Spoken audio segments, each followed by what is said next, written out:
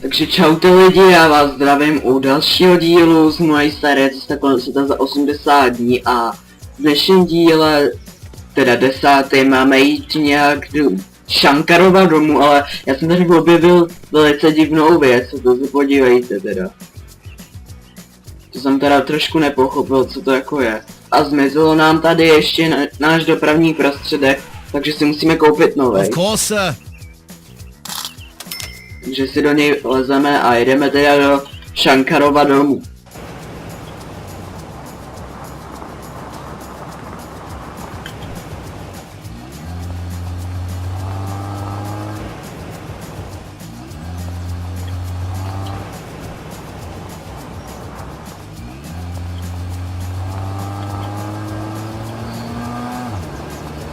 Za zelenou šipkou, samozřejmě.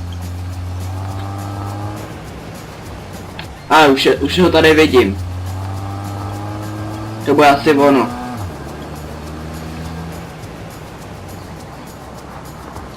No moc teda velký dům nemá,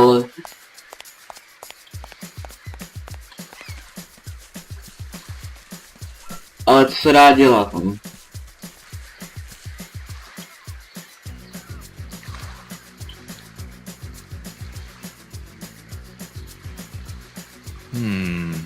Hello, is there anybody here? Hello? Já jsem rebel, já mu pošlapu trávník, ty svině jedna. Počkej, hele, tady je nějaká ženská. Hello, I'm looking for Mr. Shankar, the engineer. May I ask who you are? My name is Oliver, and I'd like to speak to Mr. Shankar about the English engineer Matthew Lavishart. I'm Engineer Shankar's loving daughter, Anand. Unfortunately, my father is unable to receive you. He is quite old and tired. May I inquire as to the purpose of your visit? Well, some time ago, my uncle invented a system to drain the rainwater from the city of Bombay and prevent floods. I'm sure you've heard about it. It's everywhere in the city.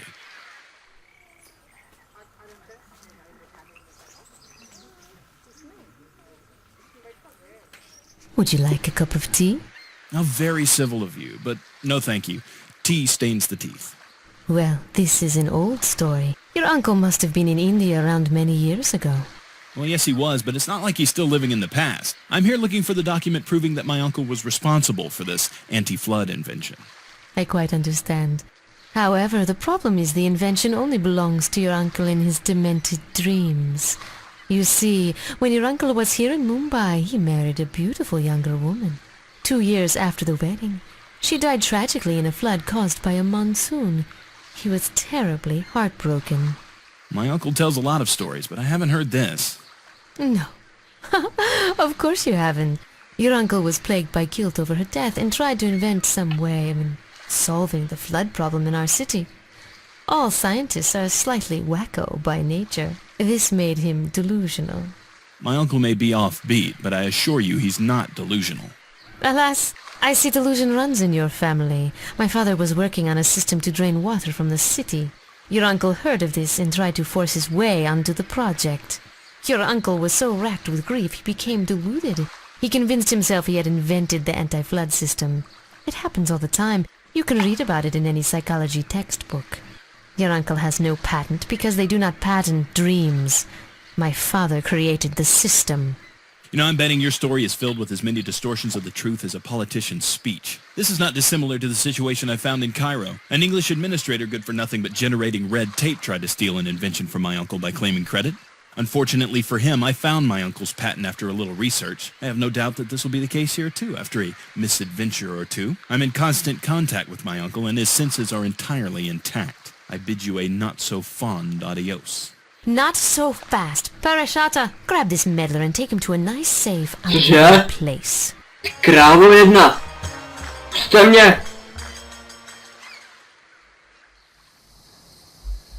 Oh God, my aching Fuck head you, mother! hung over, but without the nice buzz. Smrdí jedny! If I was all right, would I be moaning? Krávo jedna, My name is strana. Anota. I'm an actress from Bollywood, the film studio in Bombay. It sounds just like Hollywood, a little place in California. I've never heard of it.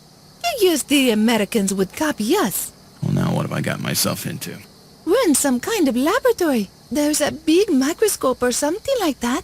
We're prisoners of that jealous little girl, Anand Shankar. The daughter of Dr. Shankar. Are you trying to reclaim a patent from her father, too? No, nothing so boring. I am a very famous actress. The shooting of my newest classic, The Love of the Black Tiger of the Diamond Forest, begins tomorrow. It's a mega production. The shoot goes on for 3 days. This no-talent wannabe has taken me prisoner so she can steal my place in the film. It's the role of the Russia's beautiful doctor. The role of a lifetime. Well, it seems deceit runs in her family. I'm not following you. Her father stole an invention from my uncle. Unbelievable. They are even worse than the evil villains in the film I'm in. Yes. What part of the city are we in? That is the most frustrating thing. We're in the center of the city and none can help us. There's never a hero around when you need one. There is a door out of here, but no way to get to it. Maybe this huge microscope on the solar watch could help us. I don't understand how they work, though. I don't know what kind of freak of nature insects they can look at with this microscope. They must be huge. I believe it's a telescope, not a microscope. I wouldn't know. I'm an actress, not a scientist. Okay, I'll see what I can do. No, tak tady jste viděli, kráva nás sem zavřela a my tady musíme něco s tím mikrofon, teda teleskopem udělat. Vůbec nechápu teda co.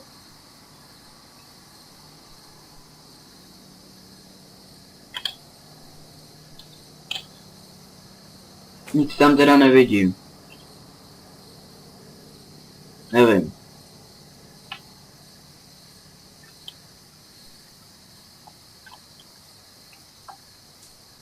Vážně nevím, co teda provedu.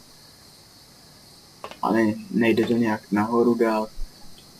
Nevím, to jde jenom dost.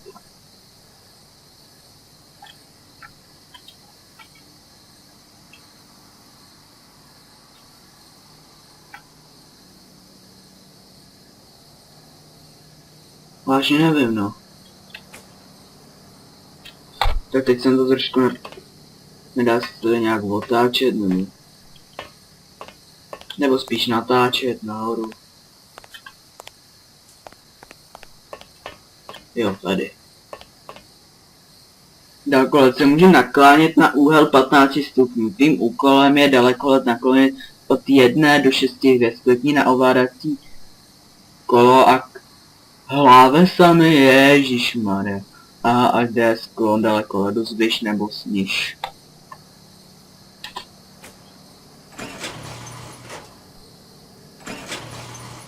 Ne, tak to dáme jenom... Dáme to jenom jednu. No, běž už od toho, tak.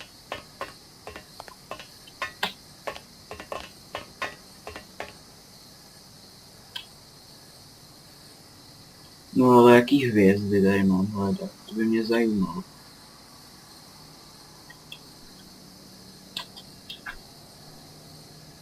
Tam bylo něco. Tohle. Vypadá to jako nějaký znak tady třeba, nebo...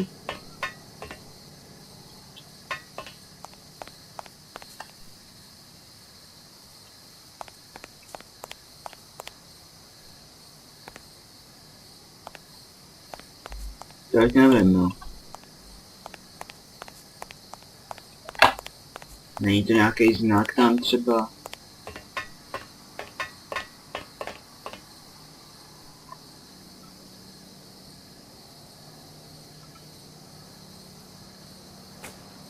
No tady to. Mě zajímalo teda, co to je. Nevidím tady žádný podobný znak, že by to tady byl. Takže lidi, já to asi střihnu, protože tohle je fakt debilní úkol, ten zase nechápu vůbec. A až na to přijdu, jak to udělat, tak se vám zase ohlásím. Takže čaute lidi, já se vám tady zase hlásím a už jsem na to přišel, vidíte, že se mi tady vysunul jeden schod. Já jsem v tom prvním, tom prvním souhvězdí nic nebylo a pak jsem našel hvězdu, kliknul jsem a ono se mi tam objevilo tohleto znamení, tohleto znamínko, tak jsem přes to přeběh a vysunul jsem jeden schod a to si myslím, že teda budeme muset udělat u všech těch schodů. Tak. Takže se to zvýšíme. Tak. Už jsem na to přišel, trvalo mi to asi 20 minut, takže by to bylo tak na celý díl. A to já teda nechci. Počkáte, jo. Tohle, jo. Ono je to náhodný, u jakýho to je. Musím teda všechny teď oběhnout. No ale to funguje něco jako sluneční hodiny, no já se v těch dějinách nějak moc nevyznám.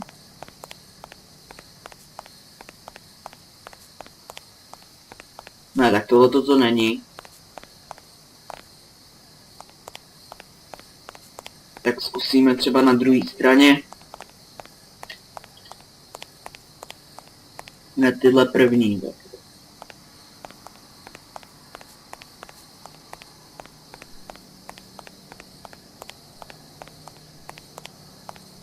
No tak teď nevím. Počkejte, já to zkusím ještě jednou. Teda namířit, ne. Tenhle ten znak teda, jo? Jo. Dobře. Musím ho někde zkusit najít, ne? Co se dá dělat. Tady není. To zkusíme tady.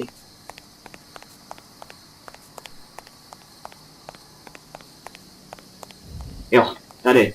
Takže máme další. A teď to zase zvedneme, ten dalekohled. Sice mi to teda jako trvalo 20 minut, než jsem na to přišel, ale takže povedlo se naštěstí a ten díl by byl popravdě jako dlouhý, kdybych to natáčel a asi by vás to určitě nebavilo, protože na to koukat takhle. No, teď. Jo. Vypadá jak nějaká holka s topánkama. Jo. Tady to není třeba. Jo. Tak a už nám zbývá je teda jenom poslední schod a ten teda zkusíme to teda v tom dalekohledu najít zase.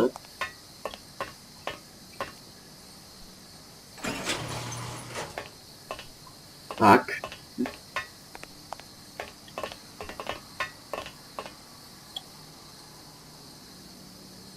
Tady prohlídnem. Tady nic není. Tady taky ne, takže to zvýšíme ještě o jedno.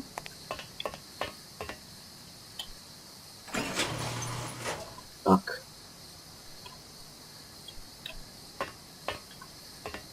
Ono nám začalo pršet, no tak... Nevadí. Zase na sluníčku schneme. Jo.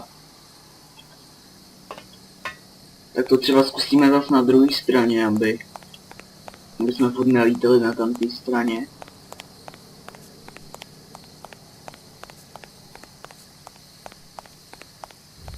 Jo, a máme to. Takže máme úkol splněn, teď by se nám to mohlo zase uložit. Ne, neuložilo se nám, jo. No nevadí, ona se nám to ještě uloží.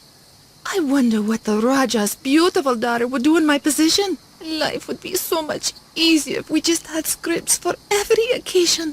Tak co, jdeš se mnou, nebo tady budeš, nebo tady zůstaneš a necháš ty krávě tu hlavní roli? No, vypadá to, že tady zůstaneš, no, moje chyba, to není, já jdu. Já musím pokračovat v cestě, už máme 19. den. 80 je to sice ještě hodně málo a máme dost času, ale...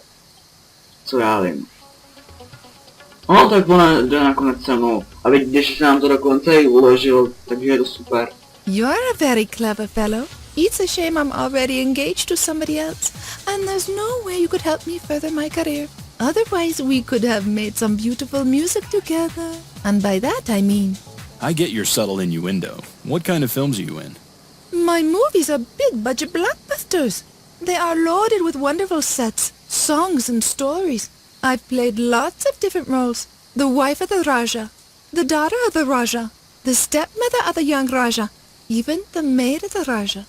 Ah, I see you're a character actress. I'm betting you're gonna win an Oscar someday. I'm not sure what that is, but I'm sure I will. Aren't you afraid of a non-Shankar? How will you face her? I have many low friends in high places. You meet those types of people when you make movies. I'll tell them and make her pay for what she did to us. Don't worry, since you're kind of cute, I'll make sure that you're protected too. By the way, do you know what Anand means? Don't know, don't really care. It means happiness. After I'm done with her, she will have to change her name to Mush. Well, don't let me get in your way. Until we meet again at the Academy Awards. Tak. Teď už bych se tam rozhodně nevracel, ale pojďte se, jaká je mlha, jak prší, takže... A tohle by měl být pravděpodobně vynález toho našeho strýčka. Co nám řekneš? You know, my husband thinks he can control my every step, but he is so wrong. No tak si na něj vykašle, dej mu košem. Hele, to je ten škrát, co nás chytila, zavřel nás sem, ty šmejde jeden! Namast. Já ti dám na mast, vole, já tě vykastruju, ty hajzle jeden! Šmejde ze strany, ty nás tady zavřeš, ty ještě mi říkej na mast. Budeme muset jít v tom dešti pěšky, bohužel. A zase nám určitě náš dopravní prostředek si budeme muset koupit znova. Já ho ohlásím tady, půjdeš do vězení až schněš, ty hajzle. Young man, I won't do anything for you. No to jsem si myslel, skorumpovaná policie. Co tady ještě všechno v tomto městě neobjevím. Tak, tady už je konečně hotel. Hele, to jsou zase ty naši ptáčci. Co zase nebudeš chtít chlapnout velkou Jo. Musíš obdržet zprávu od svého strýčka. There's a message for you, sir. To vidím. Ale že by tak rychle. Zase se to jmenuje Bombay, to je zajímavý. My dear Oliver, you are absolutely right. I do owe you an explanation about my previous message. Your parents, for some reason, hold me responsible for this situation. To say that they are not thrilled would be as much an understatement as saying the universe is kind of big. My guess is they've learned that you're making this trip around the world as a consequence of my blunder. Your father hasn't found any better solution than to block every money transfer from my account at the Bank of England. He knows money makes the world go around, or in this case, makes you go around the world. He has also threatened to disinherit you, and I fear that he's furious enough to do just that. My dear boy, I cannot give you any more money for the rest of your journey. I don't want you to end up penniless on the other side of the planet because of my selfishness. This is why I'm begging you to use the remainder of the money to make your way back home. I refuse to think any longer about the dangers awaiting you as they aggravate my ulcer. I will do all in my power to postpone your wedding, but come back soon. If anything were to happen to you, I'd never forgive myself. Plus, I'm certain your parents would be quite miffed at me. No tak teď jste slyšeli, I že... have to send a message to my uncle. Tak teď jste slyšeli, že... chce, aby jsme se vrátili domů a vykašlali se na tu cestu kolem světa a že nám nemůže už posílat žádný peníze. Což my teď máme peněz docela dost, to nás netrápí, ale kdyby nám potom už žádný neposílal a oni nám došli za to, že budeme utrácet za dopravní prostředky a zvedlý kraviny jako nějakou sůl a pepř na tržišti, to se mi zrovna moc nechce. A ještě, že nás takhle budou omračovat takovýhle dětkové, co vám potom chtějí ještě namastit, tak to je potom ještě horší, no, ale... Takže my máme teda poslat strýčkovi zprávu. Of course, sir. My dear uncle, it seems my trip around the world in 80 days has irked my family off. I'm not surprised. Anything I do irks my family off. I can't win with them. I will continue my trip around the world, and I feel that this travel is more precious than all the heritages. Who knows, maybe once I succeed and hit the talk show circuit, they'll give me my due. Dobře, takže se nám ukládá pozice hry a Oliver teda strýčkovi říkal, že bude v cestě kolem světa teda pokračovat. No, If I want to go to sleep, I have to pay for my room first. No free rides here.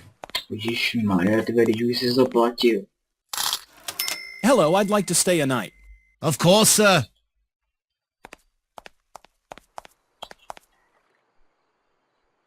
No, už tam vlastně, tak. Už jsme se vyspali. Ježíš, hele, Scott. Hey, come here, lad. Hello, a G-Pack member. How are you, Mr. Mac... McMayo, we heard that someone's trying to interfere with your trip around the world.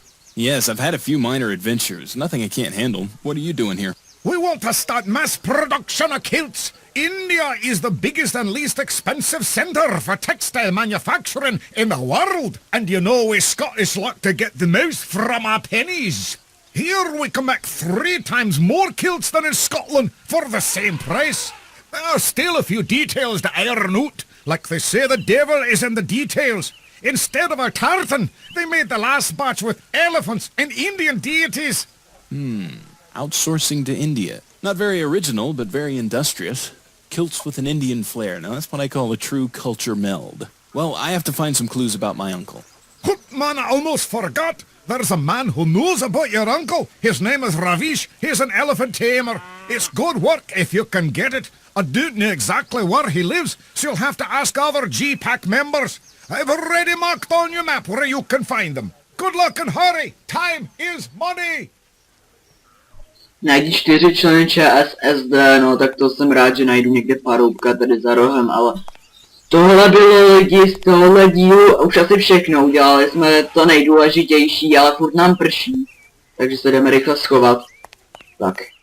A já se s váma teda loučím a u dalšího dílu z Cesty kolem světa. Čau čau.